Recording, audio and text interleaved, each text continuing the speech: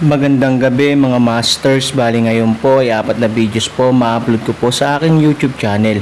Tama nga mga masters, 4 na videos nga po ang ma-upload ko po. Yon, what's up mga masters? Nandito na naman tayo sa panibagong araw, panibagong kabanata na naman ang pagsasama-samahan natin ngayon guys.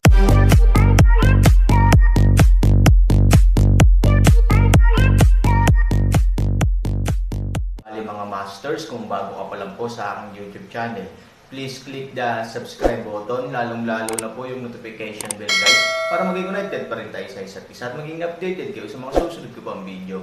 Bali mga masters, bago natin umpisahan ng kwento ay mag-shoutout po muna tayo para sa mga solid nating tagapakinig. Shoutout kay Tio Pisto at shoutout kay Daniel Cloud. Yun na nga mga masters, no? Bali hindi na ito patagalin. In 3, 2, 1, let's go! Mga master, magbabalik tayo sa pag-upload ng 4 na videos everyday simula ngayon araw. Salamat sa solid na pagsuporta mga master. Dragon. Hari ng mga hayop sa loob ng kuweba ay biglang dumating ang isang mapang uyam na panunuya. Marangal, mababa at puno ng magnet ang boses. Ano, napakababa na ba ng IQ ng mga taong dragon ngayon? He gave a sneer. Linlong a rage. Anong klaseng palihim na bayani, may klase ng usapan. Upang makipag-usap sa isang taong may kapansanan na gaya mo, karapat-dapat ba akong magpakita ng personal? Ang hari ng mga hayop ay lampas sa kanyang kakayahan. Sa sandaling bumagsak ang boses, biglang dumating ang isang lilang ulap.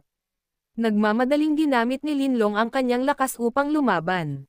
Ngunit ang buong tao ay tinamaan ng lilang ulap, at ang kanyang utak ay nagkagulo. Napakamot siya ng ulo, at pagkatapos ay nakuha niya ang ilan, kamalayan. Tumahimik ka, hari ng mga hayop. Patawarin mo siya dahil loyal kaming 4 sa'yo. The Dragon Clan finally has a clan leader.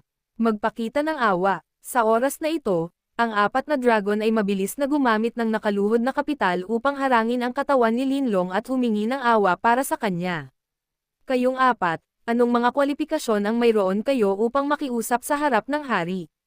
Ang malamig na boses, isang ngiti, ay isang lilang on upang umatake muli, 4 na dragon ay agad na binugbog upang mabaligtad.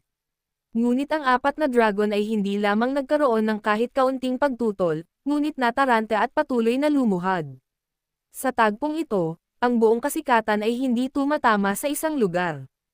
Are you very unconvinced? Maliit na dragon sa loob ng kuweba, malamig na boses tumatawa ng paraan. Lin, mahabang malamig na boses ng isang inumin, ngayon lang ako ay hindi nag-iingat, hayaan kang magplano, ngayon, hinayaan kitang makita, kung sino ang tunay na hari.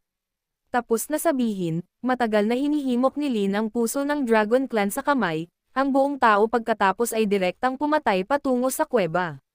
Ngunit, lumakad lamang ng 2 hakbang, Lin mahaba pagkatapos ay huminto ang yapek, ang mga kamay magdusa ng takip ulo, sakit hindi pagnanais katawan ng maglupos ay pababa, ganap na nawala ang pagiging epektibo ng labanan. Isang nunal na langgam, naglakas loob akong maging walang ingat sa harap ng hari. Naghahanap ako ng kamatayan. Nakita ang isa pang lilang mang nagmamadaling lumabas, at sa oras na ito ay ganap na hinawakan ni Linlong ang kanyang ulo, hindi napansin, si Han 3001 ay bumangon, direktang hamarang sa kanyang harapan. Sa sandaling lumipas ang purple on, kumislap ang dilaw na ilaw ng Aaron, biglang lumiwanag ang isang maliit na dilaw na siwang sa paligid niya, at dahan-dahan ding nawala ang purple on. Yellow aperture na naman. Aaron, tulad ng 2 gisantes, ang puso ng dragon ay kapareho ng puso ng dragon. Sa siwang, agad na gamaan ang sitwasyon ni Linlong. Tumayo siya at malamig na tumingin sa kuweba. Ang mga tao ay ang pinaka-nakakainis na mga insekto sa mundo.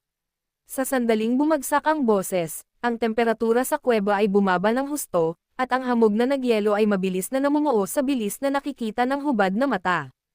Ang Buddha sa kuweba ay pumasok sa mundo ng yelo at nyebe, na puti at malamig. Tapos, may kakaibang ingay sa kuweba.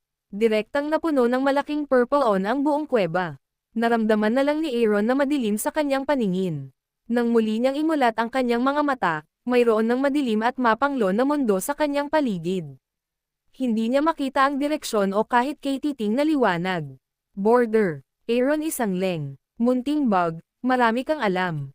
Gayunpaman, May mga bagay, kahit naiintindihan mo, hindi ka magkakaroon ng pagkakataong maunawaan, dahil palagi kang makulong dito, magdurusa mula sa pagkawasak ng madilim na impyerno, hanggang sa abo.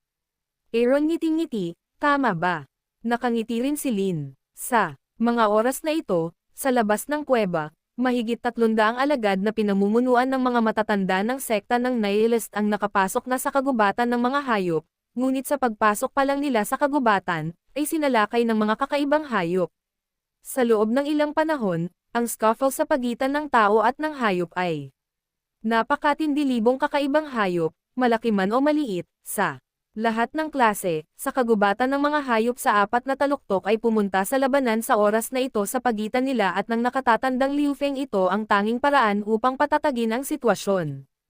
I-set up, sigaw ni Wu Yan. Mahigit 300 disipulo ang agad na umatras mula sa labanan, mabilis na tumakbo palabas ng labanan, at pagkatapos ay mabilis na bumuo ng isang malaking bilog upang palibutan ang lahat ng mga hayop. Ang 6 na matatanda at ang mga matatanda ng ring house ay naghagis ng sarili nilang mga sandatang mahika, nagtipon sa hangin at nagugnay sa isa't isa sa isang 7 bituin na poster. Sa lupa, daan-daang disipulo ang naghagis ng mga espada at sabay-sabay na umawit ng mga inkantasyon. Sa gitna ng kalangitan, tumayo sila na may 7 espada bilang core at 10,000 espada. Ito ang 7-star sword array ng nihilism. Ang 7 matatanda ang namamahala sa mga mata ng hanay. Sa makatuwid, ang array ay napakalakas at ang depensa ay medyo mataas. Ang mga mabangis na hayop na ngayon ay nakulong sa hanay ng mga espada ng ilang sandali at hindi makatakas. Yun Feng, protektahan ang pormasayon para sa amin ni Kuya Leo. Gotcheng, dapat mong pangunahan ang isang pangkat ng mga tao sa gitna ng hari ng mga hayop upang iligtas si Qin Shuang. Nang marinig ang utos na ito, nagulat si Ye Gotcheng. Hayaan ang sarili na akayin ng isang tao na pumunta sa malalim na mag-isa, kung mayroon pa ring kakaibang hayop sa loob, na ang sarili ay paano gagawin. Ngunit sa harap ng maraming tao, walang magawang tumanggo si Ye Gotcheng, oo. Pagkatapos, pinamunuan niya ang higit sa 100 ng nakababatang Marshall Brothers na sumunod sa kanya sa buong taon at mabilis na nagtungo sa gitna ng kagubatan ng mga hayop. Pagkaraan ng ilang sandali, dumating si Ye Gotcheng, at ang malayong kuweba ay nasa kanyang paningin. Karamihan sa mga kakaibang hayop ay sumugod upang labanan ang nihilismo. Sa bakana ng kuweba, iilan lamang ang mga kakaibang hayop na nagbabantay. Siyempre, wala ito kay Ye Gotcheng, ngunit ang halimaw na hari sa loob ang kanyang kinatatakutan. Kuya Marshall brother, ano ang gagawin natin? Tanong ng isang alagad sa oras na ito. Ano ang gagawin, hindi alam ni Gotcheng. Isang hakbang pasulong ay isang patay na dulo. Isang hakbang paatras. Makinig, walang sino man ang pinapayagang kumilos ng padalos-dalos ng walang utos ko. Nandito silang lahat para mag-obserba. Kung maganda ang sitwasyon, sasanduan ni Ye Gotcheng ang isang tao. Kung masama ang sitwasyon, lilikas agad siya, bigla na lang, sa oras na ito, nagkaroon ng matinding pagsabog. Sa ang pagsabog ay nanginginig hindi lamang si Ye Gotcheng at ang iba pa, kundi pati na rin ang nihilistic sword array ilang milya ang layo. Pagsabog, nagkaroon ng pagbabago sa lugar ng hari ng mga halimaw ay nataranta ang lahat ng mga alagad sa utos at itinatago ang hanay ng mga espada para sa akin. Oo. Sa ilalim ng hanay ng mga espada, pagkatapos ng pagsabog, lahat ng mga hayop ay biglang nawala ang kanilang mga kaluluwa at desperadong gustong umatras. Kahit na mayroong isang hanay ng mga espada upang pigilan sila, sa tuwing may kakaibang hayop na gustong lumampas sa hangganan, palaging may lumilipad na espada na agad na pumatay sa kanila, ngunit hindi pa rin sila mapipigilan na sumugod palabas ng hanay ng mga espada. Pagkatapos ng pagsabog, ganap na natarante si Ye Gotcheng. Walang sabi-sabi, tumakbo siya pabalik. Dala ang kanyang espada, iligtas ang mga tao. Sa oras na ito, kahit na ang kanyang ina, hindi na siya titingin pa. Ito, hindi pwede. Sa loob ng kuweba, sa kaloob-looban, mayroong isang hindi kapani-pani walang tunog. Sa oras na ito ay mahina, mapatla at ganap na hindi maintindihan. Nawawala ang hamog na nagyelo, nawala ang lilangon, at ang kuweba ay naibalik sa pinangyarihan ngayon lang. Nakangiting tumingin si Aaron sa kuweba, habang nakangiti si Linlong kay Aaron. 4 na dragon ay ganap na hanggal. Tumingin sa kaliwa at kanan. Anong nangyari? Ikaw na uod, paano mo masisira ang aking ganap na kaharian? Ito ay, imposible. Sa loob ng kuweba, ang hari ng mga halimaw ay lubos na nabigla at nawala ang kanyang mga salita. Ang Absolute Realm ay ang kanyang ipinagmamalaki na paraan ng pag-atake. Bagamat hindi ito nagamit ng kanyang hinalinhan dahil sa pagsupil sa nihilistic array, ang kanyang malakas na espiritu at kaluluwa ay umiiral pa rin. Sa makatuwid, kahit na sa reinkarnasyon, kahit na siya ay ipinanganak pa lamang at ang kanyang bagong katawan ay mahina, maaari siyang bumuo ng isang ganap na kaharian gamit ang kanyang malakas na kapangyarihang pangkaisipan. Sa kanyang larangan, siya ang Panginoon, at ang lahat ng mga patakaran ay napagpasyahan niya.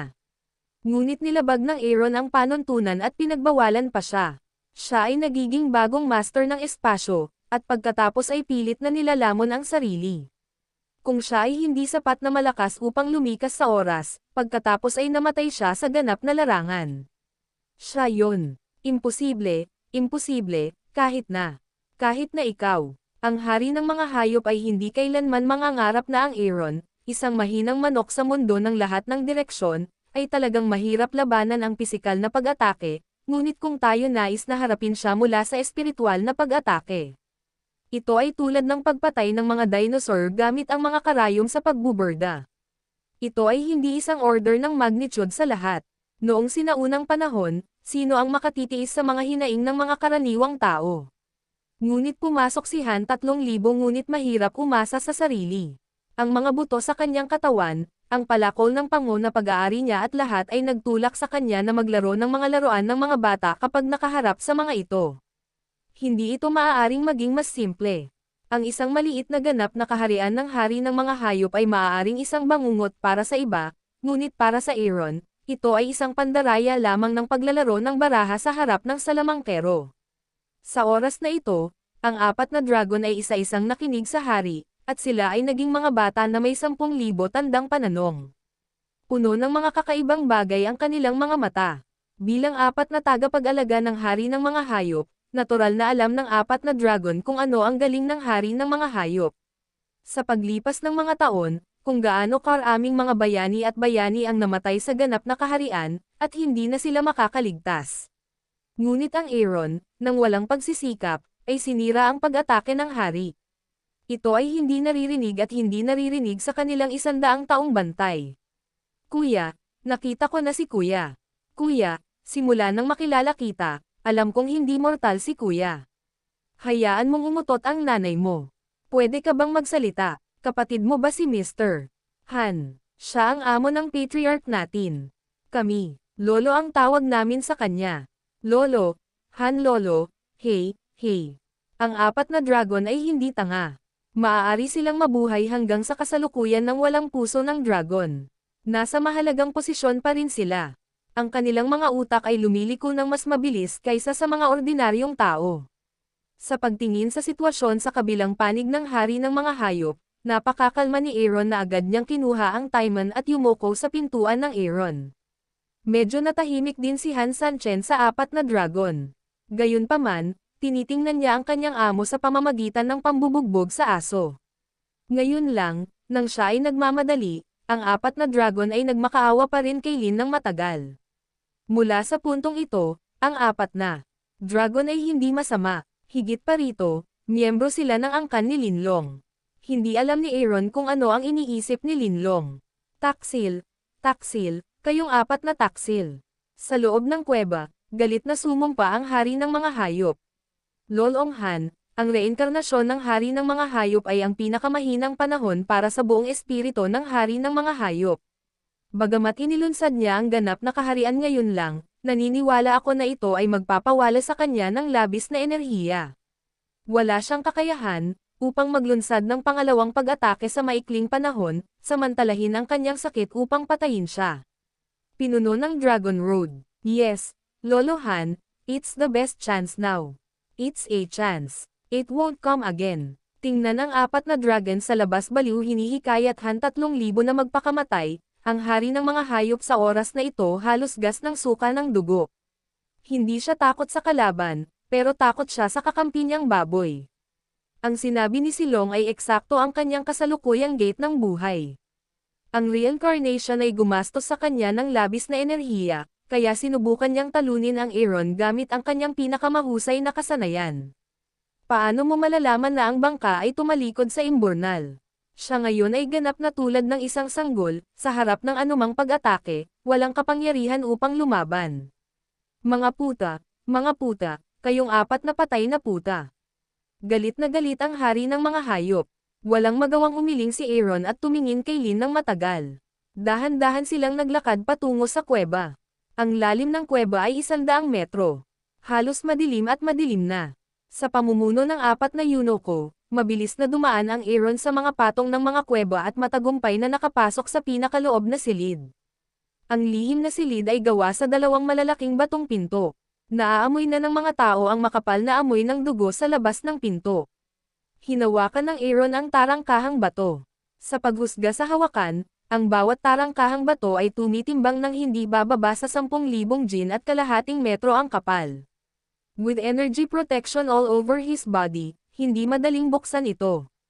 Sa oras na ito, nagkatinginan ang apat na dragon, nagtawanan at tumalon sa tarangkahang bato. Yun na nga mga masters, no? Bali panibagong kabanata na naman yung natapos natin ngayong gabi. Muli, maraming salamat po.